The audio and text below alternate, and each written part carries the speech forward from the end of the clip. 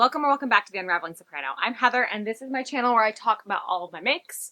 I usually say all my makes in a week, but it's been like 2 weeks since I have checked in. I needed a break. I needed a couple days off. I needed to have like a legit weekend. And also, I think I'm changing my upload day. I usually upload on Tuesdays. That is becoming not sustainable. So I think I'm going to move to Thursdays, which is going to be when this video posts. Just so I have time to actually be a human and then make a video, and gives me time to actually get more done. But that being said, the 2 weeks were very productive. I have finished my tiered maxi skirt. Oh my gosh. There's the bottom. And we go down. Da da da. I'd like to say that I'm going to put in some B-roll of me wearing it. I'm not. I've worn it already. One of the other reasons why I had to wait to film is that I wore this out, promptly got food all over it, and had to wash it. But, I mean, that was good because honestly, it helped me realize how I'm going to take care of this. I just hand washed it, laid it out on a towel, and let it dry for a couple days, and that was fine. I did make some pattern modifications, so if you're new, this is the Tiered Maxi Skirt by Natalia Konakova. I'll put the picture in the name somewhere if I haven't already done so. But, so, she, the pattern writer, they had a final tier, like a final scalloped edge. I tried this on and it was already to my ankles and I was like, no, I'm gonna stop there. Also, by the time I got to this 5th tier, I was so freaking done. I was so mentally done. And I wanted this for an outing. I wanted to wear this out. So I was kind of up against a deadline. I also added a small,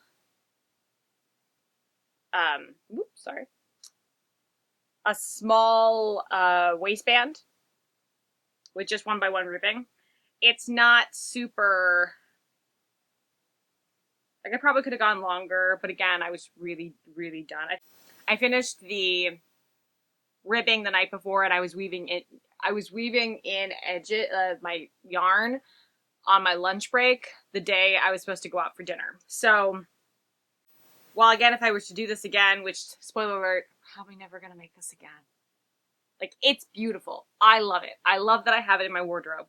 I cannot see, unless something happens to this, I cannot see myself needing two in my wardrobe. I feel because when I originally made this, I was like, well, maybe I'd like it in a neutral color. I don't think I'd wear it in a neutral color. I think that the nice thing about this dark green, this dark teal, is that it doesn't show dirt. I mean, when I spilled food all over myself, I had to wash it, but it doesn't, I'm not going to get if I had made it in a white and was going around town, I don't live in a place where that's not going to get dirty. So this is not going to show the dirt as much. So I can in between washes, I can just, I don't know, throw it in the, spray it down with I use that Tide, is it Tide? The clothing disinfectant spray sometimes, if I don't think I can wash something. I would never do that to wool, but something that's cotton, if I don't want to wash it because I'm not quite sure how it's gonna behave. Sometimes I put that disinfectant spray, let that dry, and then throw it in the dryer on a hot temp in a garment bag. Is that appropriate ways to handle your crocheted item? Probably not, but it makes me feel like I've cleaned it without kind of a gentler dry cleaning process, if you will. But anyway, so the reason why I added the waistband is it was way too big. It was sitting at my hip bones, and I really wanted to sit at my natural waist. And I knew it was cotton and wasn't going to have a lot of mechanical stretch.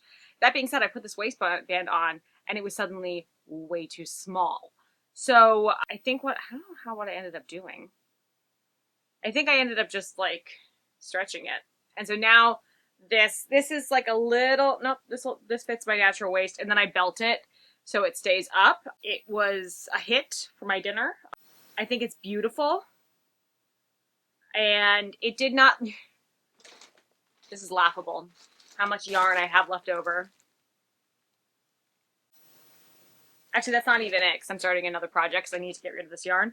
So yeah, I bought, like, I want to say like 12, 13 balls of yarn. I think I used 3.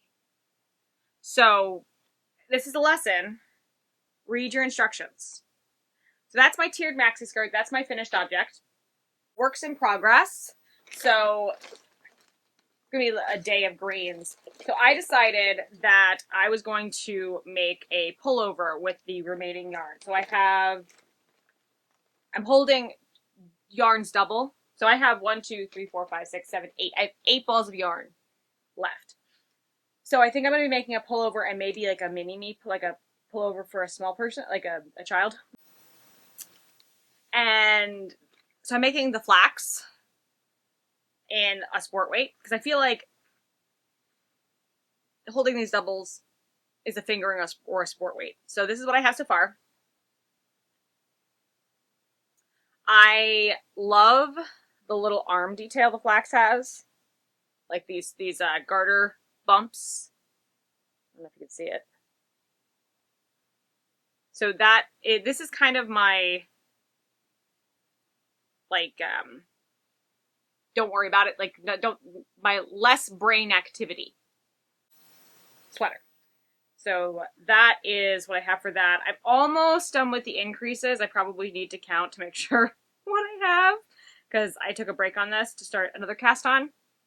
But so far so good. I added, the flax doesn't normally have a rolled edge, but I don't love the way my ribbing looks. It's just kind of messy. I probably should have done a twisted rib. Twisted rib tends to look better, but I wasn't thinking. And it's cotton yarn, and I didn't really want my hands to, like, it's just hard on my hands, and I've been already using this cotton yarn for so many months.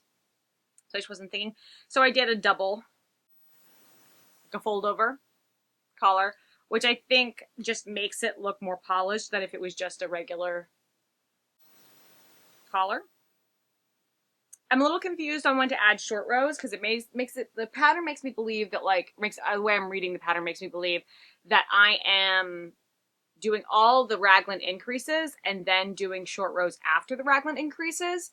So that's what I'll be doing. I think I'm making a size 3, maybe? I'm kind of going in between a 3 and a 4. So I think I'm using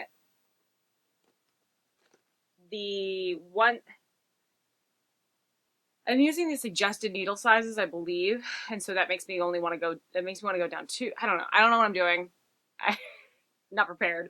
I think that because I'm not quite sure of the yarn gauge, because I'm holding it double, I am making slightly bigger than I would normally make. I should have done a gauge watch. Yeah, I should have done a gauge watch. Did I want to do a gauge watch? No, I didn't. So we're winging it. It looks like it's fine so far. So another one that I should have done a gauge watch with but didn't is the Conacasta cardigan. This is my lacework pattern. This is what I have so far. Don't look at me. Can't really see the lace. The pattern's not really showing up. I'm not quite finished with one repeat of it, or one, like, is it one repeat?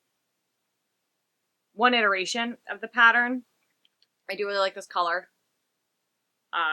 It doesn't really show up that great on camera, but it's like a warm, like, dark green. And then this is the Knit Picks alpaca lace. I don't remember what it's called. I know the color is Heathcliff. So I have 4 balls to make a cardigan. Well, we'll see. I might have to buy some more yarn. But those are my works in progress. I'm just really glad to be done with the skirt. I'm really glad to have a finished project because I think that just it took a long time. And while I still think I was only like a month off on my timing, it still was just like ugh, kind of a slog. Great pattern. Like if you are a crocheter and you love crocheting, then I think it's definitely worth a go. She has amazing patterns. I'm just realizing I don't really like crochet as much as knitting. So though I'm thrilled with the final product, and it definitely advanced my crochet skills like by a lot. I don't think that I will be doing a crochet project anytime soon, just because knitting is my first. I don't say it was my first love, but it's definitely my preferred, and crochet is just kind of my side piece. All right, so other news. Reading, still not done with the Scarlet Letter. I don't know. I've moved on. Still not done with the Four Winds. I have moved on. Like I need something faster paced. So I read. Actually, I have done a lot of reading. I really want to read Sunrise on the Reaping, but I've never read The Hunger Games. Like I've never read the original or the Ballad of Songs and Snakes. I've never read any of Suzanne Collins. I've seen the movies, but I didn't. When the books came out, where was I? I was just not, I was deep into school and music and like opera learning, and like the only thing I had time for at that point in my life was translating opera scores and like academic reading. So I was definitely not reading for pleasure. So I read the first Hunger Games. It only took me like 3 days. It is incredibly quick read. I'm now like sucked into like all the Hunger Games lore. Like on my like For You page, it's all like Hunger Games dissection, which like a like literary criticism, which I'm like rabbit holing in. And I feel like if you're gonna rabbit hole into something, a book is a good thing to rabbit hole. But yeah, so I loved it. It was amazing. I know I'm late to the game by like almost 2 decades, almost. But it's great. I'm also now reading Catching Fire. I'm almost done with Catching Fire. And then I don't know, like Mockingjay. The Mockingjay movie is the hardest one for me to watch because of PETA. It's just really hard for me to watch. So usually when I'm doing a rewatch of The Hunger Games, I'll watch the first one and the second one and I'll be like, man, let's not finish it. So I'm feeling like I'm probably going to struggle emotionally with Mockingjay. But if you read it, I mean, I'm sure most of you have already read it. Let me know. Am I going to get through? Like, am I just going to be a wreck of a human? And I know I'm probably, from what I've heard, I'm going to be a wreck of a human when I get to Sunrise on the Reaping. But I think I've got a bit until I get there.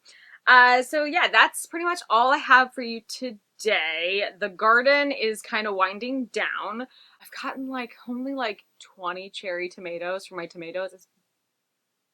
And the squirrels got like 5 of them. So, but I'm almost at a potato harvest. And I think the potatoes are they're just from the little I've seen, I think that they're doing real well. My zucchini and my cucumber. The cucumber, I've gotten 1 cucumber. Apparently I let it ripen on the vine too long, and I don't eat cucumbers, so I didn't know when they go yellow, they're bitter. So I just let it keep growing, and so I don't think anybody's going to eat it because apparently it's going to be bitter. I haven't had a single zucchini. It's just been cucumbers, and that's just annoying because I don't eat cucumbers. My blueberry and raspberry bush, they have lots of leaves. They just didn't produce fruit, but it's the first year they're in the ground, so I'm wondering if that's just a normal thing and they wouldn't have produced fruit. I know with my asparagus that like I knew going in that like as long as they sprouted, we're good, but like I wouldn't get asparagus this year. Haven't really even looked at my strawberry plant. I think it's just been feeding the squirrels. Yeah, so I'm just hoping for a good potato harvest. If I get a good potato harvest, I think that I will feel good about the whole gardening thing. And then I'm actually getting more like broccoli and I think my carrots are doing okay. I don't know. I've never had success with carrots. I just wish that my tomato plants were more, they're, to be perfectly honest, the tomato plants are more successful than they've ever been, right? Like, I've never had tomato plants be successful where I'm currently living. I've had, like, when I lived in Chicago and did like the container gardening on like the porch, I had moderate success. So like this has definitely been better than that. Or it's better than like I've had in where I currently am. I think it probably is about the same as what I experienced when I was gardening in Chicago.